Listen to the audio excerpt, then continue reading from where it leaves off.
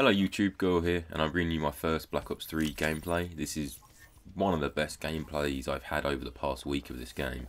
It's on the map Aquarium, which is almost the whole right hand side of the map is underwater, and it's something that I thought I wouldn't really be a fan of, but I think this map's actually pretty good, certainly for domination. There's a lot of choke points. As it's a 3-lane map, you've got people that want to go down to the swimming side, and then you've got people that want to steer clear well away from it, so you kind of know where people are going to be. These tunnels here especially, you get a lot of people running up there, and if you camp around these tunnels, you're going to get a few 2-pieces and 3-pieces. Something I have noticed about Black Ops 3 in domination is that the B flag is especially hard to capture than any other Call of Duty in the past. B's always been in the middle of the map, and it's always the neutral point, so it's always the point that's hardest to take, and there's a lot of points that look over B domination. But because Black Ops 3 doesn't have neutralization, and when I say that I mean if the enemy has a flag capped, if you get on that flag and cap it halfway, it will neutral, so no one is getting any points. If you then cap it the other half, the last half, you get the flag and you start getting the points. But because you don't get that neutral, you can be on the flag for 3/4 of the time to capture it, and you get killed off of it, and you kind of get nothing for it. Makes for exciting games. If you're on the other side, it means you can hold those flags really easily. You know, you've got so much time to be able to get to the flag the enemy are trying to cap and kill them. The reason I play domination is, in my opinion, it's one of the highest scoring game types. If you're getting a lot of kills and you're hopping on a lot of flags, then you can be taking a lot of points away from domination. The games are a little longer, so it allows you to get a few more kills. It's more interesting than things like TDM, and it's something I generally play quite a lot. Yeah, I ran out of ammo and I couldn't find a gun to pick up, and I'm really close to my specialist, so I thought basically I'll just try and camp for my streaks. Use my streaks, then get my specialist, and then I've got a gun and I can kill someone and get another gun, because I've got quite a long streak here and I wanted to keep it going.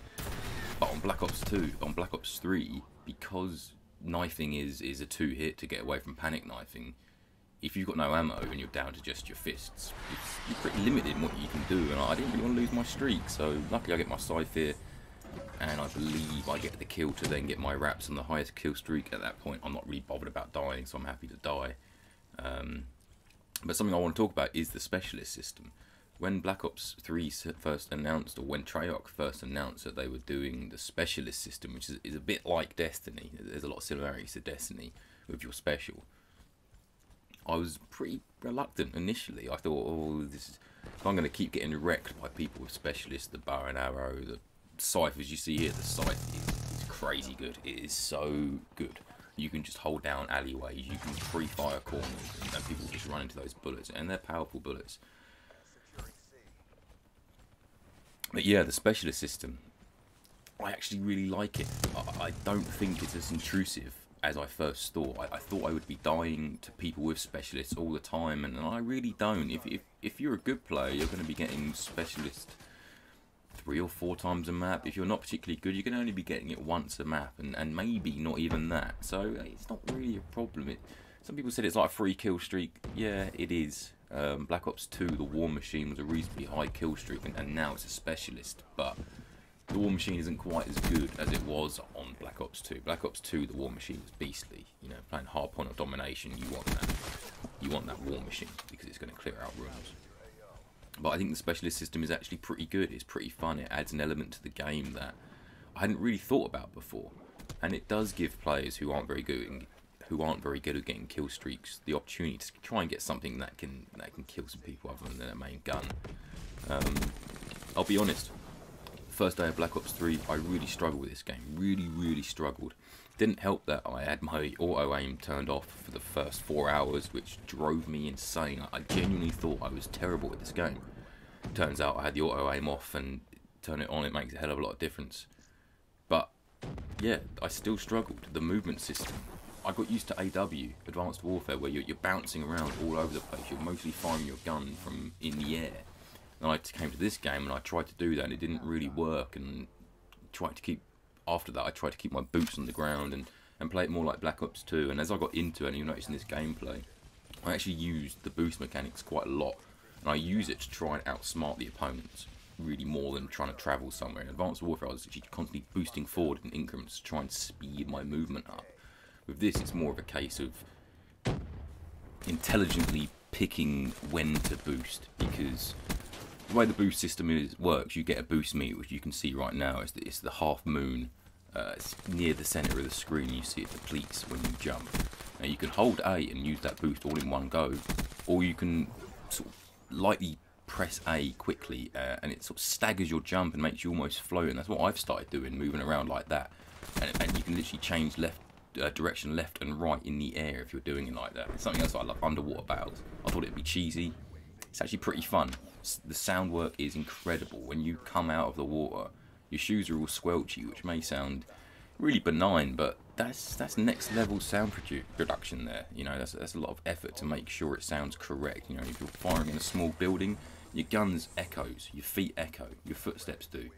They've put a lot of work onto not just the main game. They've put so much work into the visuals, the sound design, the flow of the game. It really is quite an impressive Call of Duty. I'm reluctant to say it's the best Call of Duty after a week, but I'm beginning to lean that way, if I'm honest with you. I mean, if you're not even just multiplayer, the zombie experience is really good. Hard, don't get me wrong, it's the hardest zombies to date. It really is quite a challenge.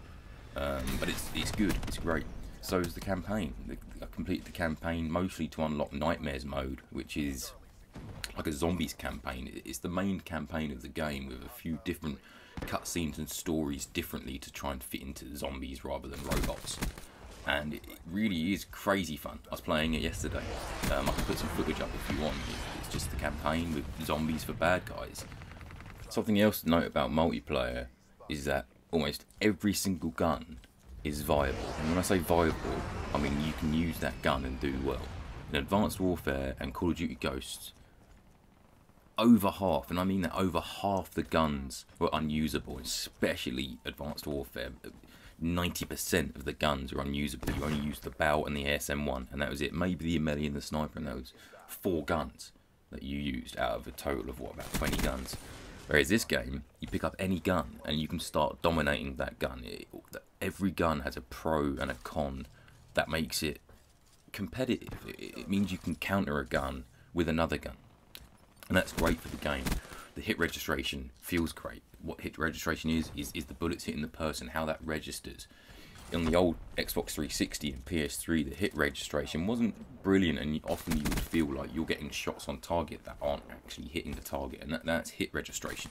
This game, it really is great. It feels good. Just killing people in this game feels good, and that's the Call of Duty. You should feel rewarded for every kill you get. That's the point of the game. You outsmart someone, you kill someone, and you beat them. Advanced Warfare, I mean, getting 1 kill really wasn't quite that exciting. It was so fast paced that 40 kills, in my opinion, on that game wasn't even that impressive. It was pretty average.